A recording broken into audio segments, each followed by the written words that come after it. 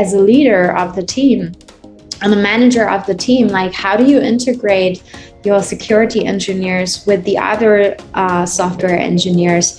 I think there is quite a risk that there can be a divide, or that there can be a bit of that sense in the room, like, oh, you know, they're asking all these uncomfortable questions and they want to check out our code, and stay away from that. Like, just let me do my thing and build my feature. We had maybe some inklings of that at the beginning, but I think it was the personality, the persistence, and just a great team culture that made us overcome this like fairly quickly. We all have to write specs, product specs, tech specs, design specs. So one is, if we wait for our education system to start teaching us how to code securely, I think we'll need one generation, because every 4 years you have engineers coming out when they start, right? So one thing I tried to do to sort of short circuit this process was to bake in a section which is security and compliance in the product spec, and in the engineering spec, and in the design spec. That means now in the software development lifecycle, we have designers, product managers, and engineers thinking about security. It wasn't easy at the start. Because most people would just try to skip that section, but then I would go to them and say, hey folks, like, how come this section is empty? Like, we are shipping an important application and we have nothing to say about security and compliance, right? This starts to look a bit scary. So then it becomes very everyone's contribution starts becoming clear. Like, oh, if I don't think about it, then no one else is going to think about it.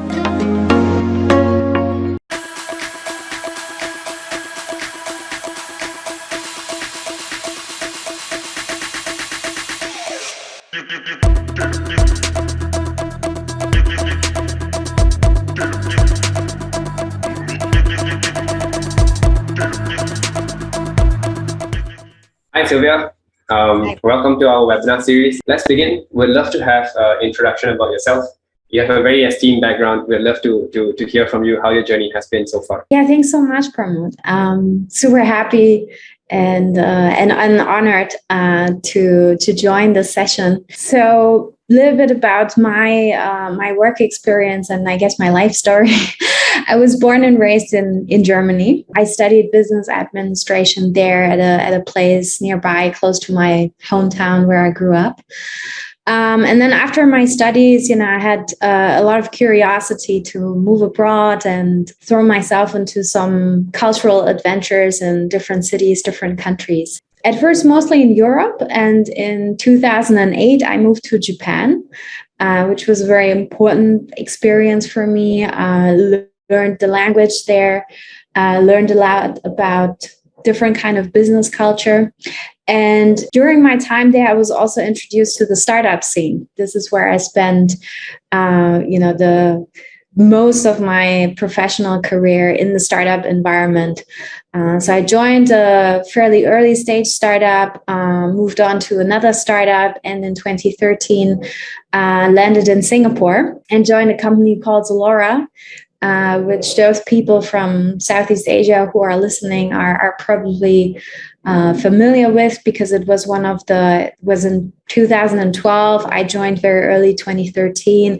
That was the time when the first bigger e-commerce businesses were starting to set up shop and growing very fast. So I had this amazing opportunity to join the company at such an early stage. And I literally grew up with the company. They gave me many opportunities. I was leading the product team there. And later on, actually even gave me, I would say so far, the biggest opportunity professionally, which was to take over the CTO role. This was at the beginning of 2019. So for a good 3 years, I was not just leading product, but I was leading the whole engineering team. Also parts like governance and security and the infrastructure, etc. So areas that for me, with a originally not technical background or education, were actually quite a challenge or quite new. But I loved it. I learned so many things again in a very short amount of time, and I had the opportunity to work with amazing people on the security side and just overall in the engineering team. Yeah, and fast forward to this year, I left ZALORA at the end of last year, and since then gone back to dedicating my time to the startup community. So what I'm doing at the moment is working with a couple of early stage companies, mostly in Singapore, but targeting Southeast Asia or even APAC as a region. And I what motivated me was that I didn't want to dedicate my time to just one topic or one company, at least at this point in my life, and rather wanted to really leverage these like 10 or rather 12 years of product and startup and tech experience and share it with other founders, and mostly also with CTOs and CPOs that I'm working with. So really, try to help them be sort of like their sparring partner, something that I wish I had when I was at ZALORA. And actually, I did have the luxury of having some people helping me out during that time. But yeah, I'm trying to be that like mentor, coach, or just sparring partner for other CTOs and CPOs. Very nice. Thank you. I think it's great that we have somebody that we can spar with today. Yeah, I've looked at I've also read about your background, Silvia, and I'm a fan of your work. You've spoken about growth. You've spoken about challenges in hiring. You've spoken about a ton of stuff, right? In your work so far, how much of your mind share has gone into cybersecurity? Yeah, well, in the early years of my career, or when I was fully focused on product, actually, I have to admit, not so much. Had a lot to do also with the environment that I was working in. And, when you're still in that stage and you're trying to create a business, there's not a real business there yet, right? You're trying to create a business.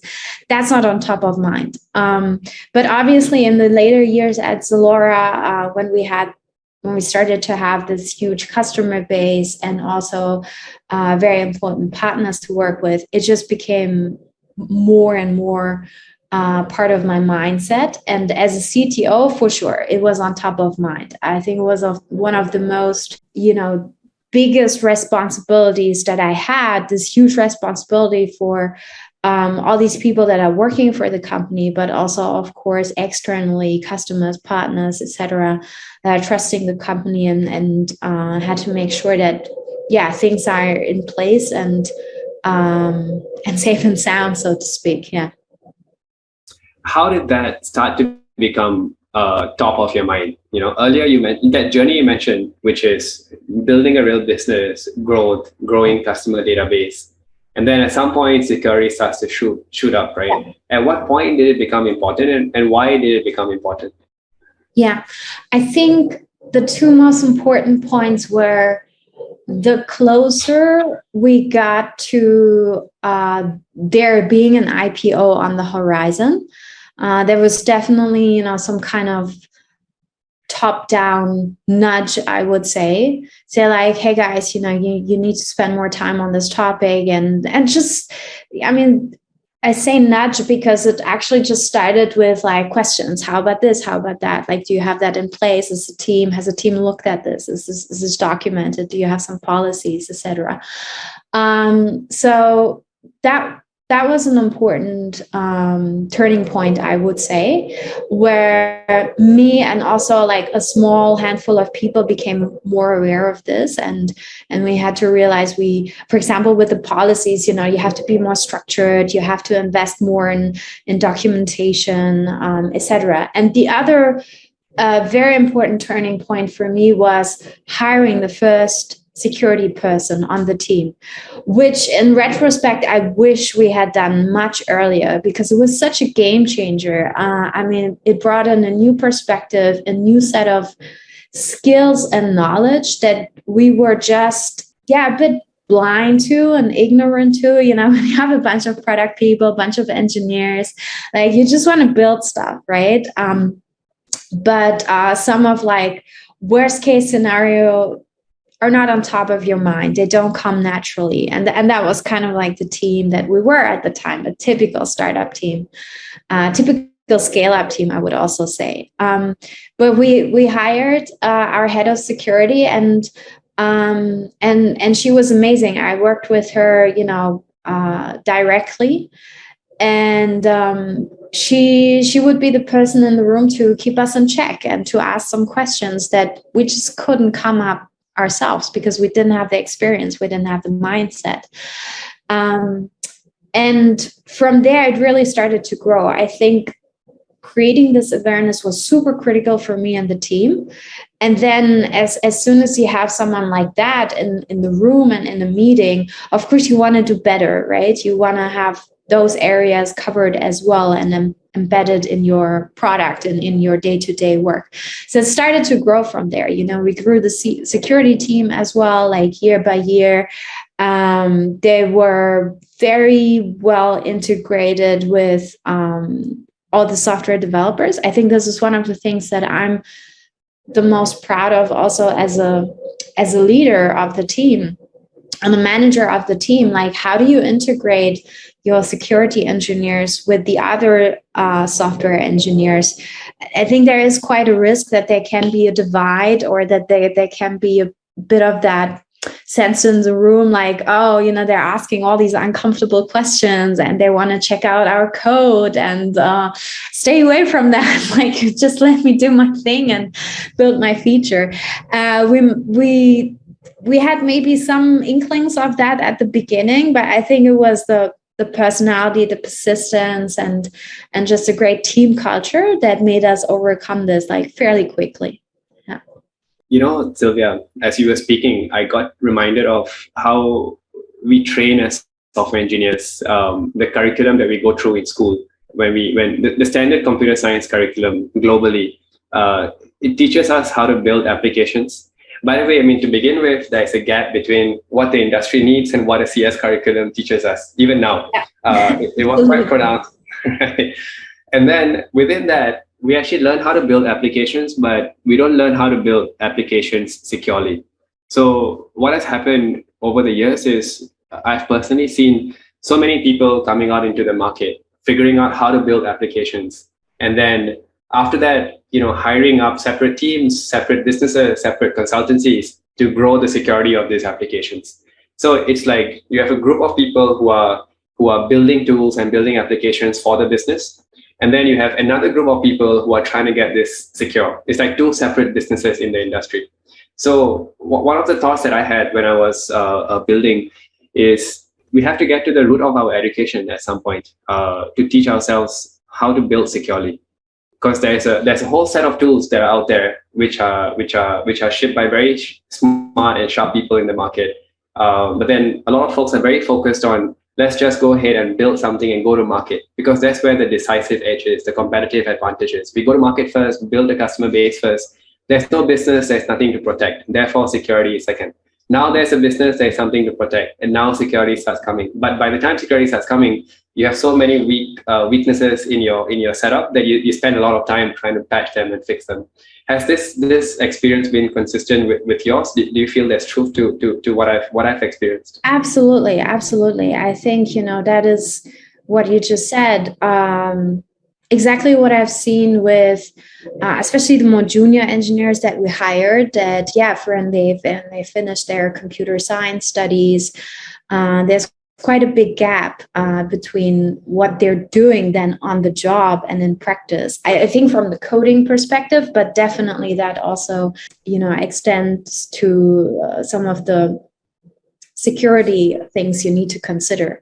And I think it matches also 100% with kind of the journey that I had with my team and at the company, that first we were just building, and then suddenly you like almost overnight, like you have a business and there is attention, and then there is more risk, and you're supposed to switch from one day to another. So when I'm working with startups, I'll try to embed some of those learnings and maybe ask some security and governance questions a little bit earlier, especially for startups who work with enterprise clients. I think they naturally get those questions much earlier, but they're a bit surprised by it, right? If they have never worked for a company like this, if they don't have that knowledge and awareness that you were just talking about. they don't have it yet, they're a bit like, okay, what do I do now? Like, we just started this company, and yeah, this feels really like very far away, too far out. And so I try to help them, do the first steps, and ideally, maybe they can even incorporate it into their culture very early on. Yeah. And it's actually quite fun. One of the things that I enjoyed the most was when the security team came up with initiatives how to foster security awareness, like sharing stories, news of data breaches. Some of those stories are, if I dare to say, quite entertaining, and they're only entertaining if they're not happening to you, but they're entertaining in the way that you think like, oh my God, I would have never thought this has happened, or there is always like a story to tell. I think there's a lot of storytelling that security people can do, and it's super powerful, and it catches people's attention very quickly. And I'm sure you guys are also investing into employee awareness and so on.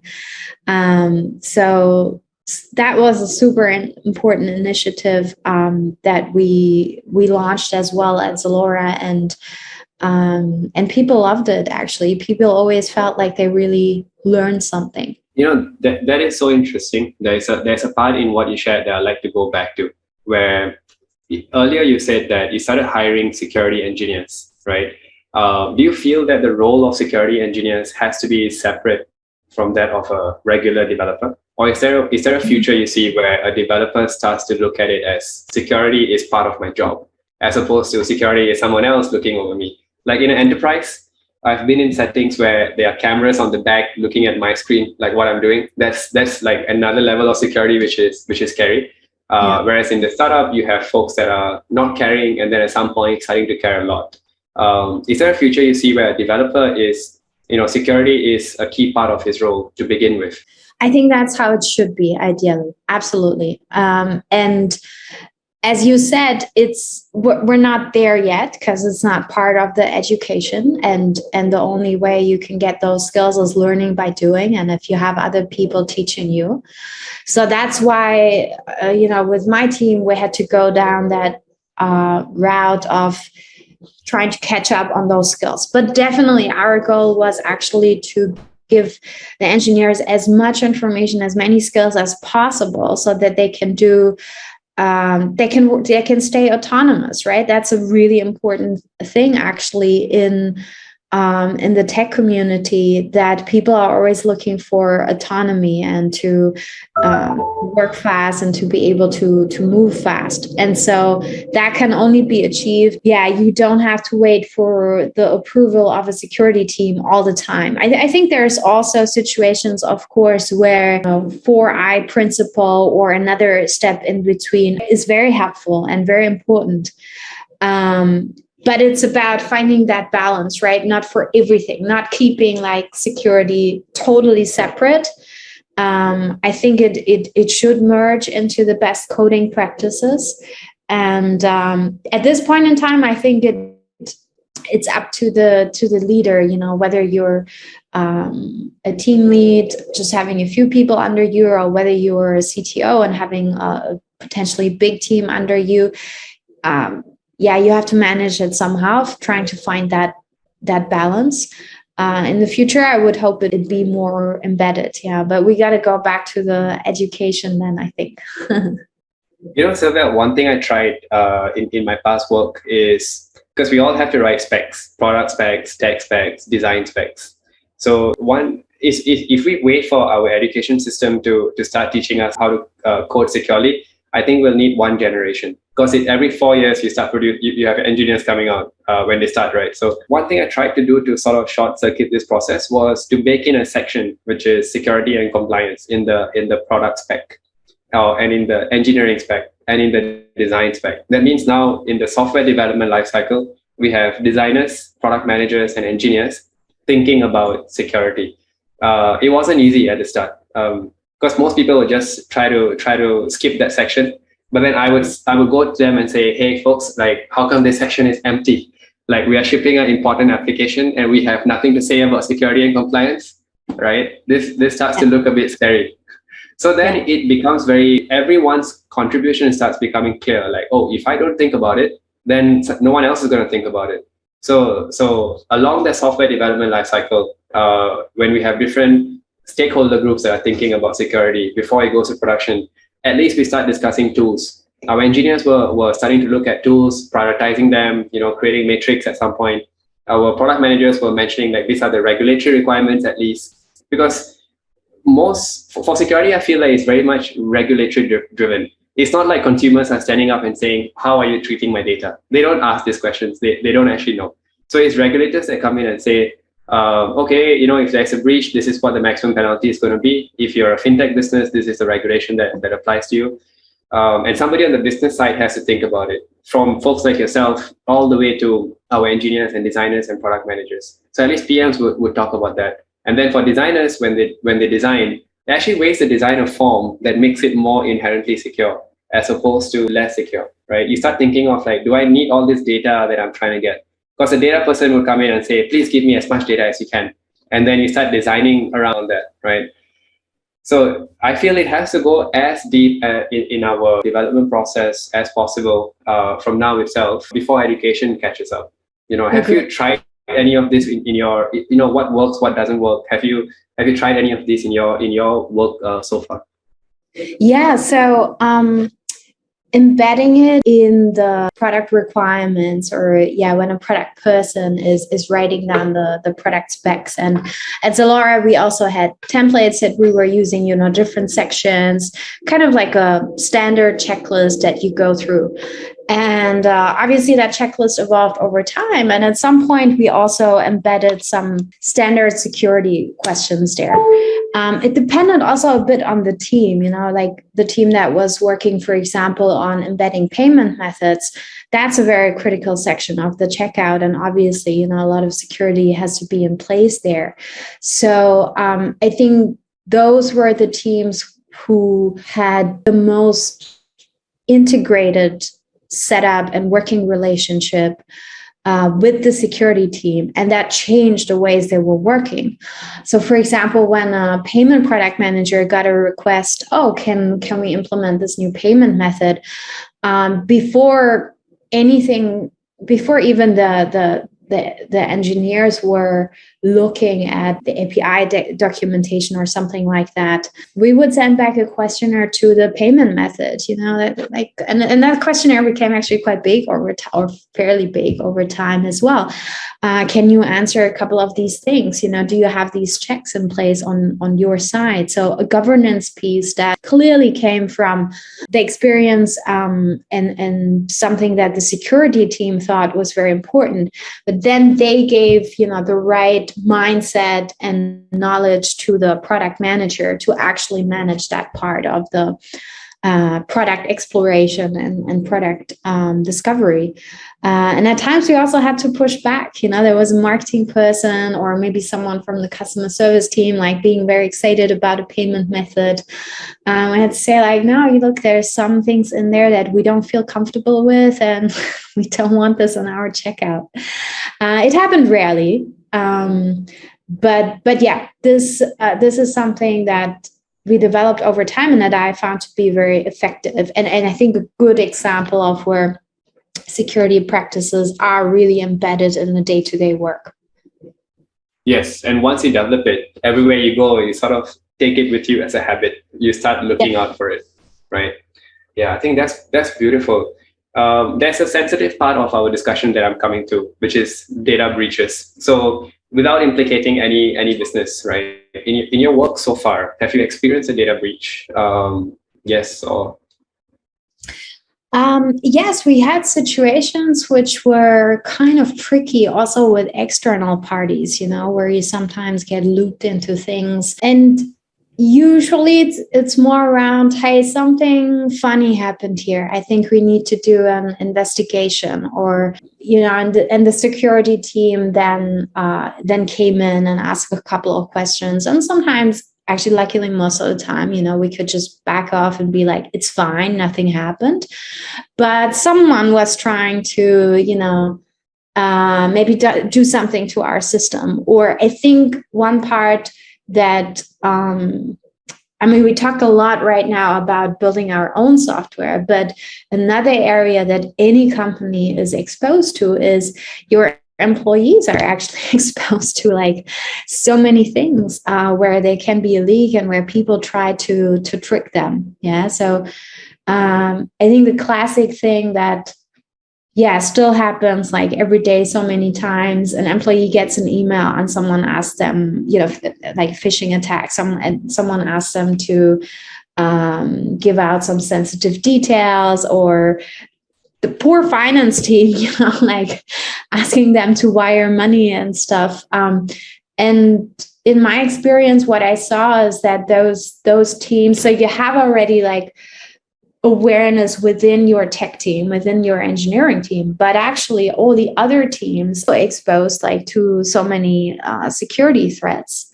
And they are at first, at least, not that close, not that aware. They maybe just have, their regular online users and have a certain level of awareness. But I think people are just like expecting it, that a CRM person or someone in accounting or someone from customer service is actually also at risk, and that every day there might be some people, trying to do sneaky things. Yes, absolutely. And the part about the breach that has happened, there was a time where we actually got very serious about security after a breach happened. And I find this is common in many companies. We take things lightly until you get hit, and then you suddenly become very serious, where every move is questioned. So in our case, one of our engineers pushed out an API that wasn't authenticated, so someone else could log in and access someone else's data, and this became an investigation internally, and we decided to report this to PDPC, which is Personal Data Protection Commission.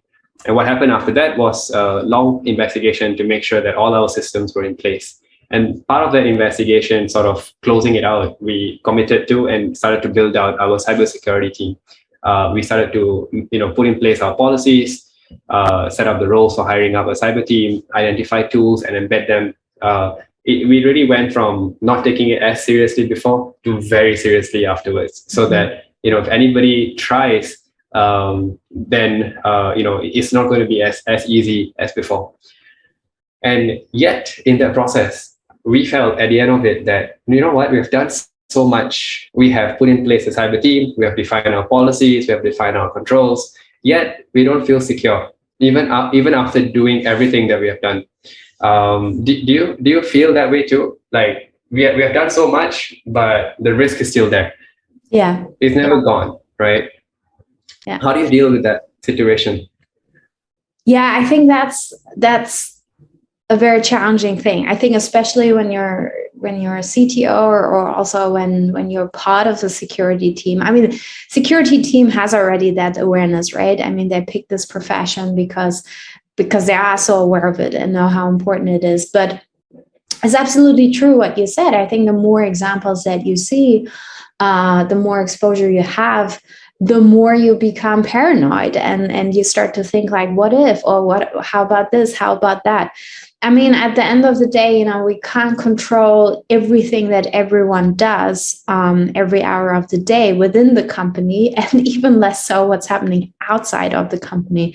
So yeah, the best you can do is really look around, like take a 360 view of the organization, not just the focus on those people who are building tech, but like I said, especially also other professionals in the company who are working in a totally different area and that might be at risk, to make sure that they are also covered as best as possible. And I'm sharing your experience. I think, when there was someone from another department and in a situation where they realized, oh my God, like someone was really trying to steal access from me or data from me, it's a shock for them at first, right? But at the same time, that's like the deepest learning experience that you can get. Like it really gets burned into your mind. I don't want this ever to happen again, and they become a lot more aware. So Within the other departments, yeah, those were the people who were then a lot more open and a lot more eager and motivated to join the security trainings.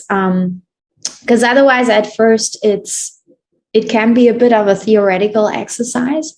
I think some people also feel like, oh, it's something we must do because it's for governance or for compliance, etc. If they've been close to a breach, I think they understand much better. Or the other thing, and this is how we try to counterbalance it, like make it entertaining and make it fun. Those employee awareness campaigns or trainings. I think internal phishing campaigns, that was also one of my favorite topics. And maybe you can share a little bit. I know you guys are supporting this also heavily. That I find like actually quite a fun topic to work on because, I always admired the people in the security team, how they could get creative and think about ways how to trick their colleagues, but for a good cause, for the purpose of learning and creating that awareness. Absolutely. Basically hack the brain of your fellow colleagues, right? So I mean, phishing is hacking is actually very much a intellectual exercise. Because once you get past the hygiene factors, it takes creativity, skill, experience, knowledge of your opponent's weaknesses to penetrate systems. And yes, you're right that one of our modules in our platform is helping employees experience the pain before it becomes a real pain. So we do simulated phishing. We do help folks. We have created the tools where companies can create their own campaigns and be as creative as they want, and then employees will get to experience it. If I were to summarize that experience, you can even scale that up to security, because earlier you mentioned that it's a bit of a theoretical exercise, which is quite dry. But then the folks who have been hit, they are awake, they are listening, they're asking questions in the training sessions, right? So if we can simulate that experience of getting breached or getting phished, and then start the training program, I think a lot of people are much more alert. Because if, let's say, loss of data happens because of you would feel very bad. You would feel like, oh no, my job is on the line, my reputation is on the line. And these things tend to be at a distance. Everybody knows that we're going to die one day, but not today. I'm alive today, so let's live for one more day, right? But if we simulate that dying experience, I know it sounds very. Death as a topic is a very serious topic. But if we were to just take that and study it carefully, if we experience death before it happens, we actually appreciate life a lot more. I feel like security has that kind of treatment that is needed too. Yeah. Yeah, that's an interesting analogy, but I get what you mean. Yeah. Awesome. I'm curious actually, what's the most creative phishing campaign, like internal phishing campaign you ever saw? Any fun Simulating LinkedIn jobs. So how when you sign up on LinkedIn and then you get this ad for, here are all the jobs that might be relevant for you. If you create a phishing campaign on that, there's a double whammy of bosses understanding that, oh, my employees are looking out for jobs because they click those links, right? And then the second thing is they actually get phished. So it's pretty painful. That's been the most fun, simulation exercise so far. Yeah. That's tough for the people clicking on it. Like they feel double bad. By the way, there's one thing I wanted to share, which is a solution that we hope to offer. Because once you have done all the work and you still feel that, no, I think we haven't really overcome that risk, and that is when you can insure that risk away. So that's the point where you go ahead and look at insurance solutions, right? Have you gotten any businesses? Have you gone through the insurance process or getting either cyber, errors and omissions, any kind of insurance? Yeah. I've definitely gone through that. I mean, not a large experience on my end that I can share, but we went through it with the team, looking at different aspects where we needed insurance. Definitely also our legal. Actually, that's another thing, right? Like in our case at ZALORA, like the legal team was a very important partner in looking at these things like insurance and overall security training. Maybe at other companies, there's a bit of a different setup, but I found that also to be a great collaboration and just another group of people in the company who have by nature an awareness around risk and trying to protect the company and the people in the organization from it. Yes, that's great. Yeah, I think the legal folks are truly an important partner in this process, like you mentioned.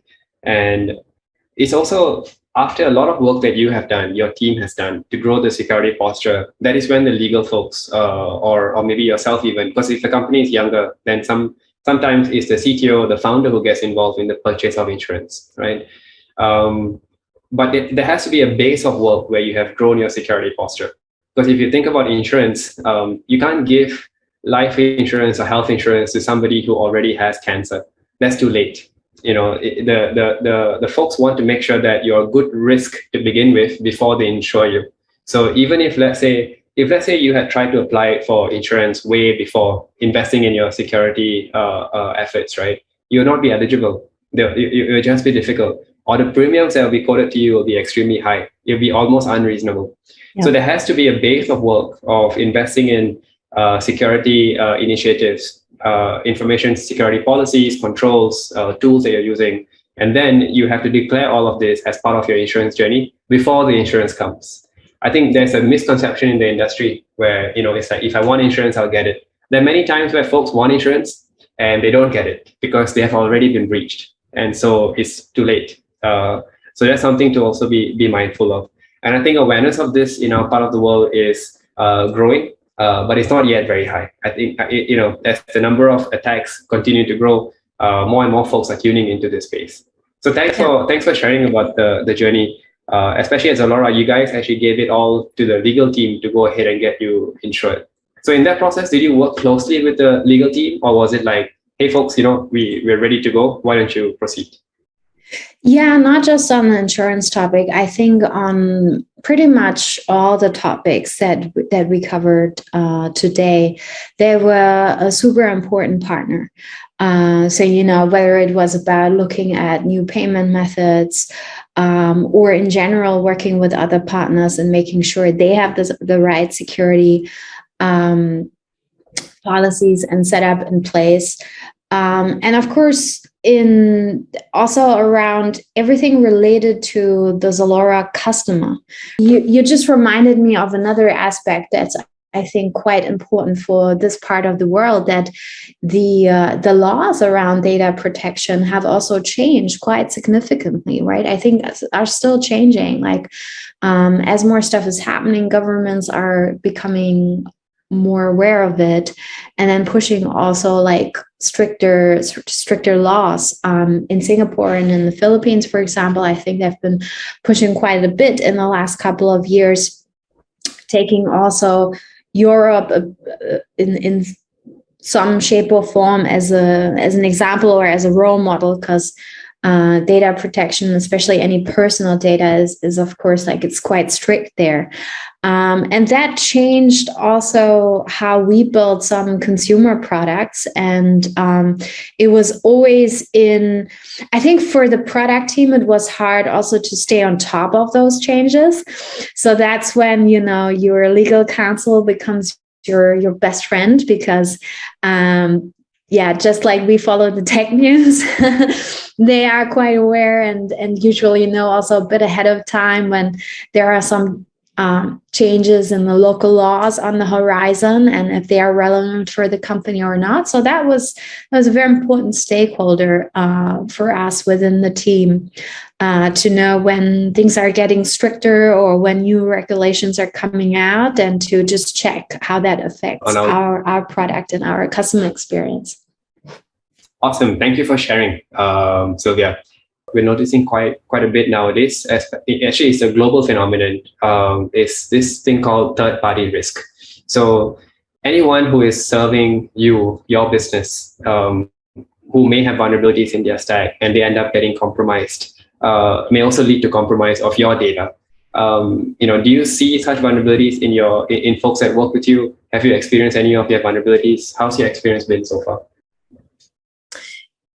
Yeah, definitely had the experience where a third party that we were working with had to inform us that, something happened on their side, and then how they're trying to mitigate it. And it's scary, I think, because these things are, I think when you're in the moment, it feels a bit like this is out of your control, right? How can you this day and age, like there's so many software that you're using as a company, so many partners that you work with, maybe in your supply chain, etc. And versus there's exchange of data and of goods and of many things. And so at first I felt a bit helpless, like how can we control this?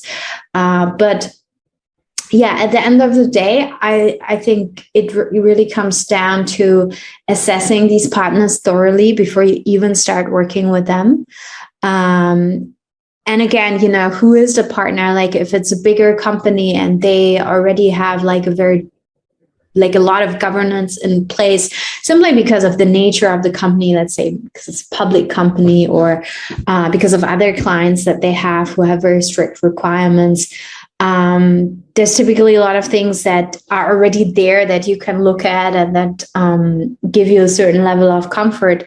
But if you're working with other young companies, it gets a bit more tricky. And some of the conversations also get actually quite challenging. Like, do you have this? Do you have that? And they might not be at a level where you want them to. And maybe even some very hard conversations where in the end you don't sign a contract with them.